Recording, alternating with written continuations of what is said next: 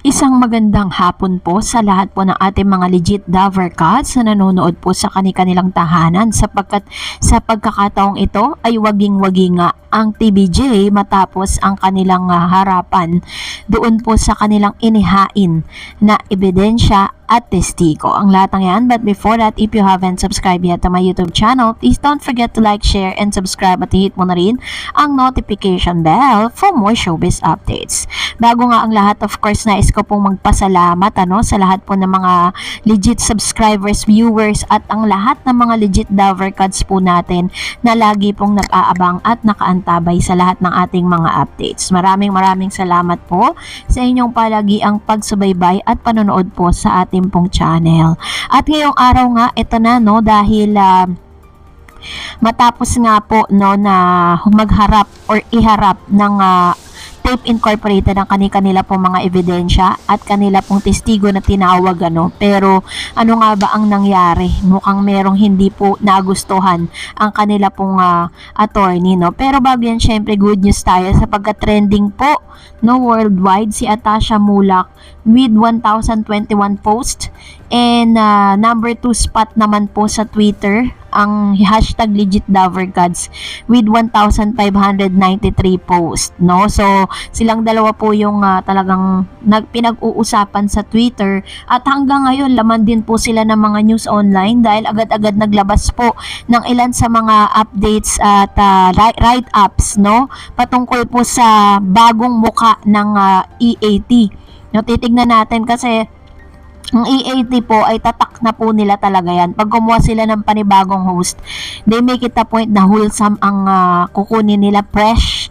Wala pang anything talaga na napuntahan So, dahil dyan, abangan natin yung kanyang adventure. So, ngayon bigay ko po sa inyo yung updates natin patungkol dito dahil ngayon linggong ito, bago po matapos ang week, ay nagharap na po. Ito po yung term ng Tape Incorporated para po ilabas ang kanila pong mga testimonya at yung kanila mga ebidensya patungkol po dun sa mga case na i-final po ni Miss Jenny Pere at ng TBJ sa Marikina Regional Trial Court.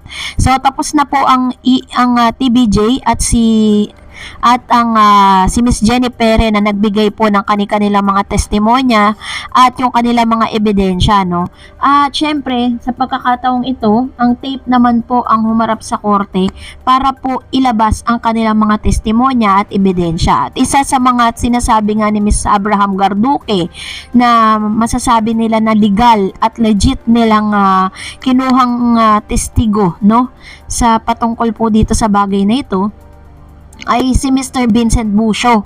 Yun po yung lagi niyang binabanggit na magte-testimony daw itong si Mr. Vincent Busio dahil balak ata nilang gamitin pa pati ang team song ng TBJ. Diyos ko po, wala na talaga silang maisip na iba samantalang nakagawa na po sila ng sarili nilang team song. Yun nga lang, hindi masyadong tumatatak sa tao kasi parang sabi nila, ang claims nila dun sa team song nila is ito daw yung tahanang pinakamasaya. Pero pag pinanood mo siya, yun na yata yung noontime show na pinaka nakakaantok. Kasi di ba kadalasan kapag po noontime, talaga siesta yan So kailangan po alive. Kailangan po talagang masasabi mo na hindi aantokin yung mga manonood mo. But because, dahil po dun sa katapat ang EAT for the longest time, ini-entertain tayo kasabay ng mga pamilyang Pilipino sa katanghalian. Kaya naman pala, ito pong si attorney po ng legal counsel or a legal counsel po ng EAT or ng TBJ ay talagang ngiting tagumpay po siya paglabas po ng ng korte kasi nagharap po sila doon. At kasama niya po ang ilan sa mga constituents. Ayan. So kasama niya po ang TBJ ay si Mr. Tito Sen and Joey De Leon sa pagharap po dito dahil talagang hinarap po nila at nagkaroon ng cross examination at nagkaroon ng tanungan at ilan sa mga news online ay naglabas ng mga pangyayari doon kasi kapag po may mga ganong case, hindi po talaga basta-basta nagpapapasok sa loob. So talagang nakikibalita tayo doon sa mga nasa loob. Naglabas po ang Malaya ng kanila pong statement patungkol dito. Ito nga, medyo napahiya nga po ang tape bulagta.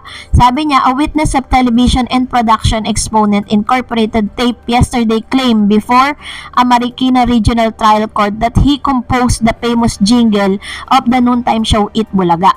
Witness Vincent Wang Buncio said that he composed the song which has been used by the variety show for a years now. So, sinabi niya, totoo naman daw na kinompose niya. So, ito kasi yung talagang kumpiyansa ang tape at ang si Miss Maggie. So, however, on a cross-examination of lawyer Enrique de la Cruz, defense lawyer of TVJ, Vicente Tito Soto III, Vic Soto, and Joey De Leon trio, Buncio's testimony crumbled as he admitted that he only gave a few inputs to improve the jingle. So, ito po yung ito yung pinaka magic word. He said na nagbigay lang siya ng kapiraso. Ibig sabihin, in totality, mas malaki pa rin ang percentage na naiambag ni Bossing dun po sa team song na ito. Kaya naman dito palang case closed na dito sa pagkakataong ito. So, wala nang pagtatalunan. Talagang it was being honored dito po sa TVJ, no? He said that the song composed by Vic Soto. So ito na, sinabi po ni Mr. Vincent Buncio, inamin niya sa korte na si Vic Soto talaga ang gumawa ng theme song ng Eat Bulaga at konti lang ang inputs niya sa kanta. Sa pagpapatuloy ng hearing ng writ of preliminary injunction, isinalang ng Tape Incorporated si Vincent Wang Buncio na nagkiklaim na siya ang nag-compose ng sikat na single ng noontime show na Eat Bulaga na siyang ginamit ng matagal na panahon. Ngunit base sa article na nilabas ng Malaya Business Insight, nagbago niya ang testimonya. So, ibig sabihin, bago pa po isalang si Mr. Vincent Buncio doon po sa doon sa cross-examination, na mindset na siya na kailangan ganito gagawin mo. Kasi gano'n naman talaga ginagawa ng ilan sa mga attorneys, diba? Bago ka sumalang doon, sasabihin, ito yung ituturo sa yung sasabihin mo. Pero syempre, hindi kayang magaling po kasi talaga itong yung kanilang legal counsel na si Mr. Attorney Enrique de la Cruz ng Buko Divina Law or Buko na isang opisina ng magagaling na mga attorneys. So, hindi na po makapagsinungaling pa itong si Mr. Vincent Buncio na talagang nalaki ang mga mata ni Miss Abraham Garduque dahil doon pa lang po sa loob po ng courtroom ay napahiya na po.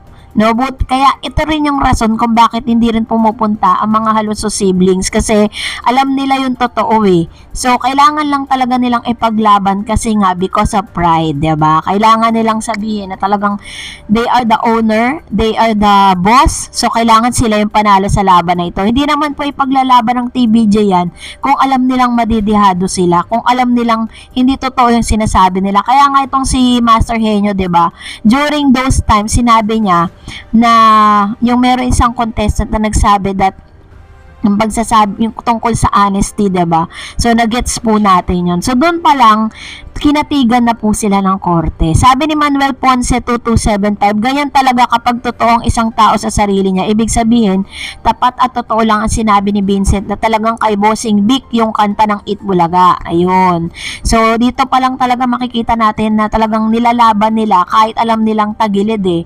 No? Kaya talagang si Tito Sen at si Mr. Joey De Leon in Bossing Vic, kumpiyansa po sila 100% na may uuwi nila. At alam po nila na sila talaga ang nag-compose nun. Do, kinuwento pa nga nila na nandoon po sila sa kusina while they are doing that theme song. Tapos biglang aangkinin itong mga bulagta na to, itong tape na to, diba? Na wala atang, hindi ata kaya gumawa ng sarili nilang no? Parang nang aasar na lang sila ganon.